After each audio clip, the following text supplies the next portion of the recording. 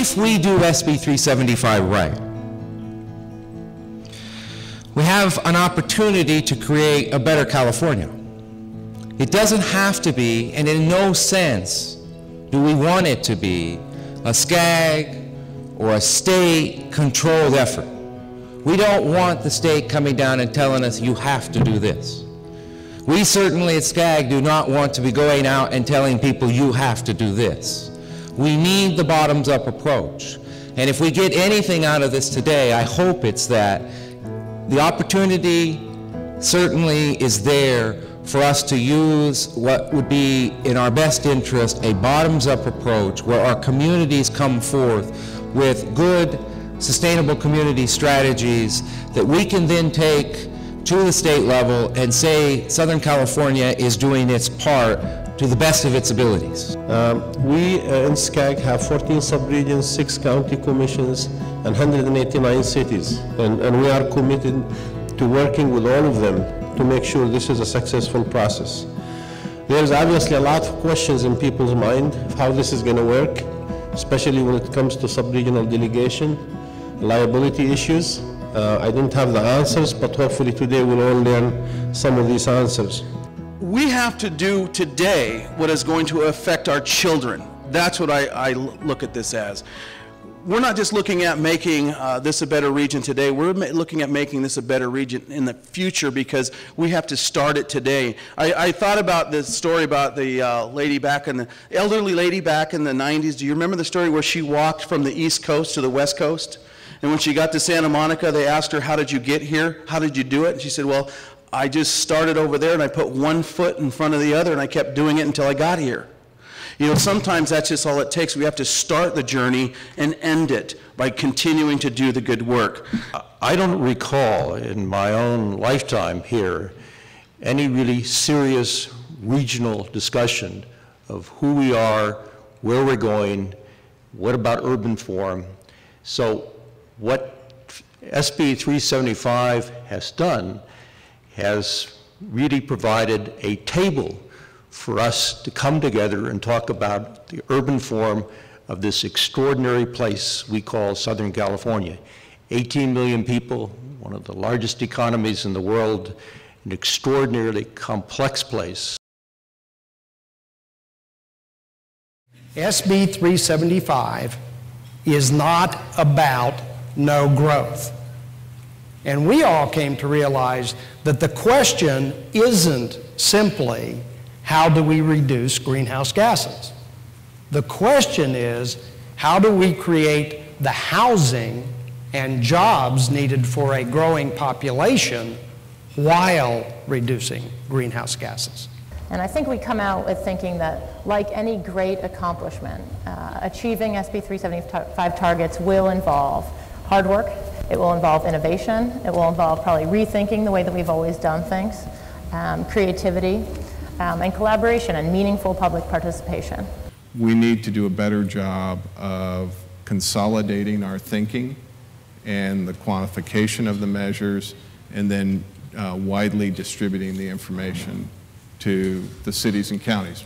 Because at the end of the day, the target is for the SCAG region. But at the end of the day, it takes all those cities and counties to actually implement practices and policies to achieve the target. Type of planning that might be necessary to achieve ambitious greenhouse gas reduction targets and that help the state get on track to reaching our greenhouse gas goals might also be the type of planning that is not just achievable at the local level, but is practical, is highly desirable from a market perspective, and it may be the only type of planning that's actually economically feasible. I think it all comes down to quality of life. It's our community. I'm not sure that the state or federal government are really going to continue to be the reliable partners that maybe we have been used to. And we're going to have to figure this out for ourselves and not be so reliant on the state and federal government. And so it's about us, it's about our community. In my opinion, the state's at too big of a scale, it doesn't work. Cities are at too small of a scale because they just don't cover enough. And it's about regions, and you all have to figure it out for yourself. So from the per capita, the individual, to the city, to the counties, to the sub-region, to the state, even to the nation and the world.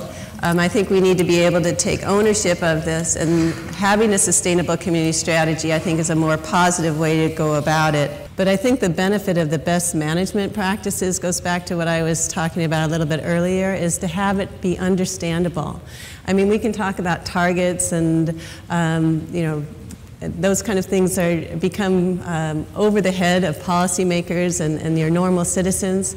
But give me a menu of things that I can do. Tell me how many, you know, greenhouse gas emissions are going to be reduced from it, and I know what I can do. See that in San Diego, where we're, in essence, able to tailor, you know, a different strategy for each different city, because even within our region, we got cities that are very different, and but nobody can walk away saying, I'm not going to do anything. Everybody's going to have to do their fair share. It was clearly the committee's belief that all three of those, the economy, the market, and resources, needed to be considered by CARB in setting the targets, by the regions in developing the SCSs or APSs, and in implementation.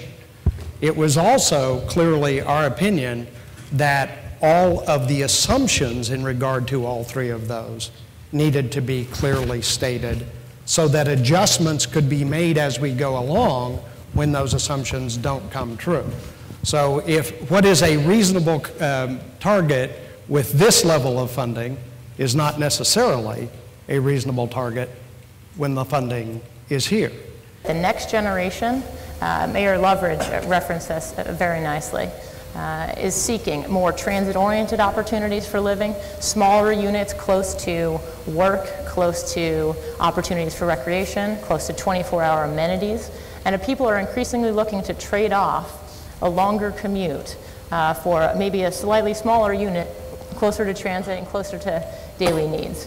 Which pointed out a number of very important market trends, including the aging of the population, the expectation that the future demand for housing is likely to shrink the demand for single-family detached homes on large lots and lead to increased demand for attached housing units located closer to where jobs are located. So there are market forces like that that I think clearly reinforce the direction that SB 375 calls for. It's great to talk about transit-oriented development, but in some markets, the reality is we need to be doing transit-ready development because the transit won't be there for a decade or two.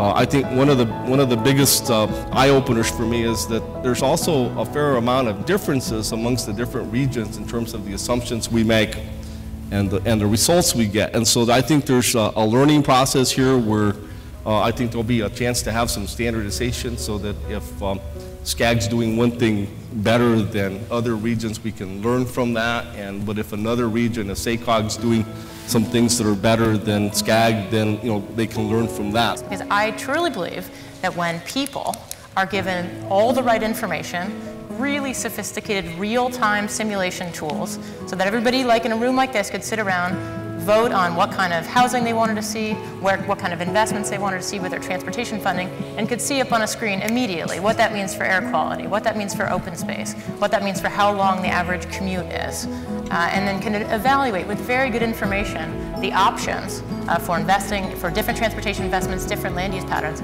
I believe that the people in this room would make the right decision. I mean, in Ontario, we're becoming a complete community because we think that complete communities will be able to compete the best for investment. We understand that we're a corporation. We understand that we need investment. Those communities where people can choose to live, work, play, have the amenities that they want, and don't have to get on the freeways, will get that investment as in comparison to cities that don't have it.